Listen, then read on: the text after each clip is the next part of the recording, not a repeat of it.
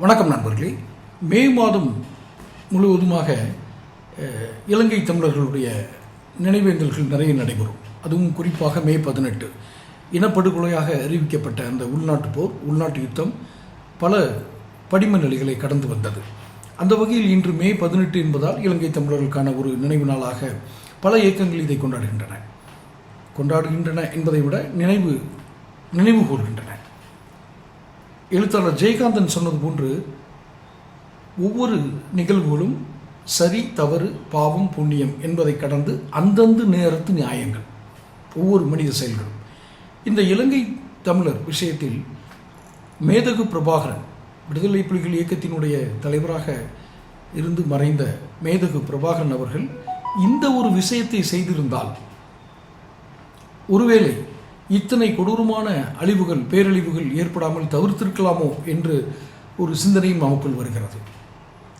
அப்படி என்ன அவர் செய்ய தவறியதாக நீங்கள் நினைக்கிறீர்கள் அப்படின்னு கேட்டிங்கன்னா, ஒரு முக்கியமான விடயம்தான் 2001, 2002 இந்த காலகட்டங்கள், அதாவது 2000 ஆரம்பங்கள்னு வச்சுக்கோங்களேன்.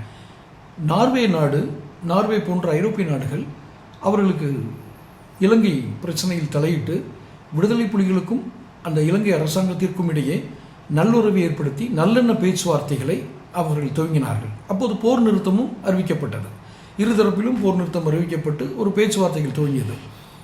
அந்த பேச்சுவார்த்தையில் ஒரே ஒரு விஷயம்தான் தீர்வை எட்டாமலேயே நகர்ந்து கொண்டிருந்தது. அது என்னவென்றால், தனி நாடு வேண்டும், தனி ஈழம் வேண்டும். அந்த தனி நாடு, தனி ஈழம் என்பதை மட்டுமே இலங்கை அரசு மறுத்து மற்ற எல்லா வகையிலும் அதிகார பகிர்வுகள் கொண்ட ஒரு தேசமாக அல்லது மாநிலமாக ஏதோ ஒன்று அதிகார பகிர்வுகளோடு நாம் இறையாண்மையோடு, ஒரு நாட்டினுடைய இறையாண்மையோடு நாம் ஏன் செயல்படக்கூடாது என்பதைத்தான் அன்னைக்கு இருந்த ரணில் விக்ரமசிங்கே, இலங்கையினுடைய அதிபர், அவர் அதை முன்வைத்தார். ஆனால் விடுதலை புலிகள் இயக்கத்தினுடைய தலைவர் மேதகு பிரபாகரன் அந்த ஒரு கோரிக்கையை மட்டும், அந்த ஒரு இலக்கை அடைவதற்காகவே நாங்கள் ஆயுதம் ஏந்தினோம், அந்த தனியீழம் என்பதை தவிர மற்ற எந்த சமரசங்களையும் நாங்கள் ஏற்றுக்கொள்ள தயாராக இல்லை, எங்கள் மண்ணை நாங்களே நிர்ணயித்துக் கொள்வோம் என்ற அடிப்படையில் தான் அவருடைய பேச்சுவார்த்தை அமைந்தது.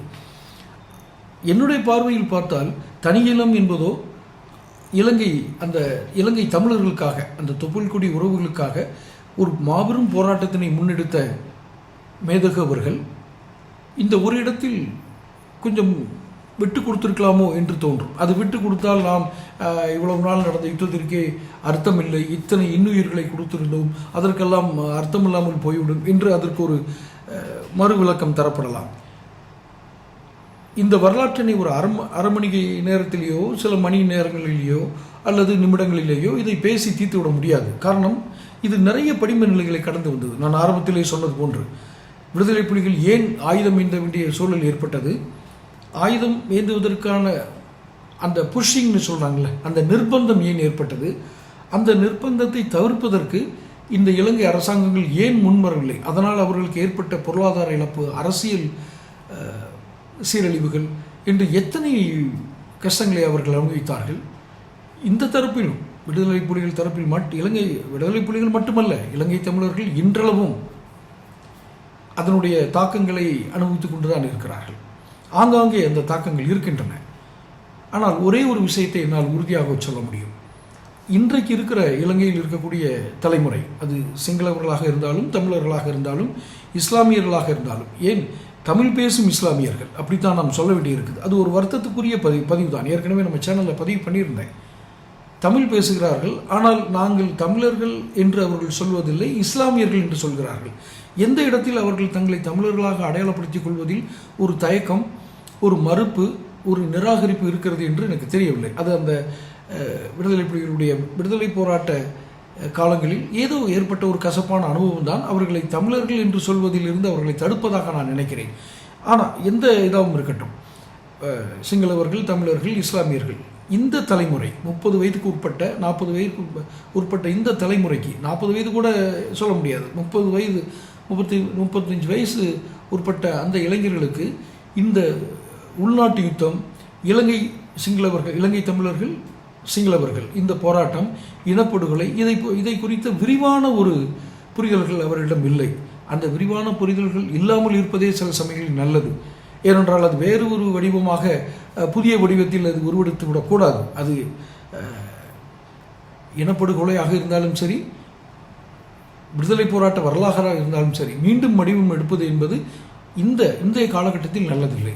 அவர்களுடைய பொருளாதாரம் மிகவும் பின்தங்கி இருக்கிறது, இலங்கையினுடைய பொருளாதாரம். இருப்பினும் அவர்களுடைய வளம் குறையவில்லை. பொருளாதாரம் வேண்டுமானால் குறைந்திருக்கலாம்.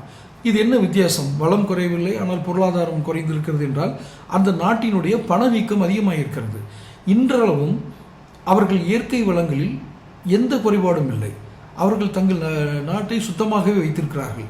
ஆனால் அந்த மக்களிடம் பழகும்போது, கடந்த 5-6 வருடங்களாக நான் அந்த மக்களோடு பழகி கொண்டிருக்கிறேன், சிங்களவர்கள், இலங்கை தமிழர்கள் என்று. குறிப்பாக இலங்கையில் இப்போது வசிக்கும் தமிழர்களிடம் நீங்கள் பேசினால் ஒரு விஷயத்தை மிக நன்றாக உணர முடியும். அவர்கள் சிங்களவர்களை நேசிக்கிறார்கள், நல்லவர்கள் என்றே கூறுகிறார்கள். ஆனால் அந்த இனப்படுகொலை ஒரு மிகை உணர்ச்சியின் உச்ச நிலைக்கு சென்று தமிழர்களை கொன்று குவித்த சிங்கள வெறியர்கள், அவர்களின் உணர்வு நிலை இவர்கள் அதை பற்றி எதுவும் கூறவில்லை. ஆனால் அடிப்படையில் அவர்கள் நல்லவர்கள். நாட்டை பிரித்து கொடு, தங்கள் நாட்டை பிரிக்கப் போகிறார்கள், தங்கள் நாடு என்ற உணர்வு அவர்களிடம் மேலோங்கி இருந்ததா சிங்களவர்களிடத்தில்? நம்ம நாட்டை பிரித்து நம்ம நாட்டை துண்டாட நினைக்கிறார்களே என்ற மிகை உணர்ச்சியில் அவர்கள் ஆற்றிய எதிர்வினை தான் அந்த இனப்படுகொலைகள், பொதுவெளியில் நடந்த படுகொலைகள். அதற்கு எதிர்வினையாக இவர்கள் ஆயுதம் மீந்தியது என்று அந்த கதை எங்கேயோ போயிடுச்சு. கதையல்ல, வரலாறு. இப்போ ஆனால் அந்த உணர்வுகள் மிக இந்த தலைமுறைக்கு அப்படி ஒரு பெரிய அந்த வரலாறு குறித்த ஒரு பெரிய புரிதல்கள் இல்லை. அவர்கள் 80களில் இப்படி நடந்ததா என்று தான் கேட்கிறார்கள். என்னுடைய நேரடி கள அனுபவத்தில் நான் சொல்கிறேன், இப்படியெல்லாம் நடந்ததா என்று தான் அவர்கள் கேட்கிறார்கள். யாழ்ப்பாண நூலகம் எரிக்கப்பட்டதை கூட சிங்களவர்கள் ஏற்றுக்கொள்ளவில்லை. இப்படி ஒரு நிகழ்வு நடந்திருக்கக்கூடாது என்று தான் நினைக்கிறார்கள். ஆக இந்த நாளில், இந்த மே மாதத்தில், இந்த மே 18 இதை ஏன் நாம் நினைவு கூறுகிறோம் என்றால், ஒரு இன விடுதலைக்காக என்று ஆரம்பிக்கப்பட்ட ஒரு போராட்டம் ஒரு இன படுகொலைக்கு தள்ளப்பட்டு ஒரு இனமே அழிந்து போகும் அபாயத்திற்கு அது சென்றது எதனால்? இதை நாம் சிந்திக்க வேண்டும் என்பதற்காகத்தான் கூறுகிறேன். இதனால் நான் சிங்கள இராணுவத்தினுடைய நடவடிக்கைகளை நியாயப்படுத்துகிறேன் என்றோ, தமிழர்களுடைய மேதகு பிரபாகரன் அவர்களுடைய போராட்ட வடிவத்தினை நான் ஏதோ விமர்சனம் செய்கிறேன் என்றோ அர்த்தமல்ல. நீங்கள் நடுநிலையோடு சீராய்வு செய்து பாருங்கள். இன்னும் ஒரு வரும் காலங்களில், தொழில்நுட்பம் வளர்ந்த காலங்களில், நாடுகளின் எல்லைகள், இரு நாட்டுக்கு இடையே உள்ள எல்லைகள், இராணுவ மோதல், இதெல்லாம் தவிர்க்கப்பட்ட ஒரு பசுமை உலகம் உருவாகும் என்பதுதான் எனது தீர்க்கமான சிந்தனையாக இருக்கிறது. அந்த பசுமையான உலகத்தை நோக்கி தான் இந்த நகர்வுகள், இந்த தொழில்நுட்பங்கள், மனித இனம், வரலாற்று ஆய்வுகள், நாகரிகங்கள் எல்லாம் முன்னேறி செல்கிறது என்று உறுதியாக நம்புகிறேன். எல்லாவற்றையும் கவனித்துக் கொண்டிருக்கும் பிரபஞ்சம் இதையும் நல்வழியில் எடுத்துச் செல்லும். இந்த இலங்கை தமிழர்கள் இனப்படுகொலை, இராணுவ நடவடிக்கை, மேதகு பிரபாகரனுடைய விடுதலை புலிகள் இயக்கத்தினுடைய செயல்பாடுகள், இதை குறித்து விரிவான ஆய்வு மேற்கொண்ட, எண்ணிலும் அதிகமாக அதில் பரிச்சயப்பட்ட தலைவர்கள் இன்றும் சமகாலத்தில் இருக்கிறார்கள். அவர்களுடைய ஆலோசனைகளையும் கமெண்ட் பாக்ஸில் சொல்லலாம்.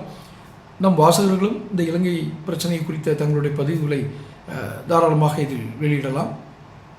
நானும் அதை வரவேற்கிறேன். உங்கள் எண்ணங்களை, பதில்களை கமெண்ட் பாக்ஸில் போடுங்க. தொடர்ந்து பதிவுகளை பெறுவதற்கு சேனல் சப்ஸ்கிரைப் பண்ணிக்கங்க. நன்றி.